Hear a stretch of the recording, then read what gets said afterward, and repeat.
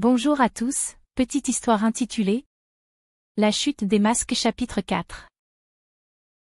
Le miroir fendu éclate soudain, libérant une brume rougeâtre qui rampe au sol. Ludo recule, mais la brume s'accroche à ses jambes, injectant en lui des visions d'autres mondes, d'autres versions de lui-même, toutes mortes dans la souffrance. Il serre les poings, vacille, puis avance. Il ne veut plus fuir. À travers la brume surgit une silhouette masquée, flottante, tenant une lanterne faite d'os.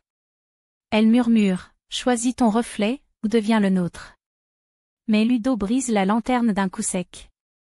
La silhouette hurle, se dissout, et une lumière étrange se met à pulser dans les murs. Des colonnes s'effondrent. Le manoir tremble.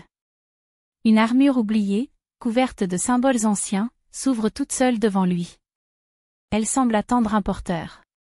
Ludo comprend que c'est un piège, mais aussi une clé. Il l'enfile. Chaque pièce de métal se soude à lui comme une mémoire retrouvée. Ses pensées deviennent plus claires, ses peurs se taisent. Pour la première fois, il ne subit plus l'horreur, il la domine. Son regard devient braise, son souffle calme. Une lame faite d'ombre se forme dans sa main. Des créatures déformées surgissent des murs, hurlantes, prêtes à l'engloutir. Mais Ludo bondit. Son corps obéit à une volonté nouvelle, aiguisée. Il frappe sans hésiter, fend la chair noire et le vide avec la même précision. Les monstres tombent, désintégrés dans une pluie de cendres. Chaque coup semble les juger. Les cris changent. Ce n'est plus de la haine. C'est de la peur. Et cette peur n'est plus la sienne. Ludo est devenu autre chose.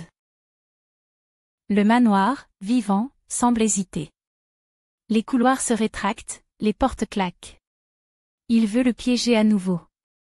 Mais Ludo ne s'arrête plus. Il marche dans les ténèbres avec la lumière d'un feu intérieur, destructeur et froid.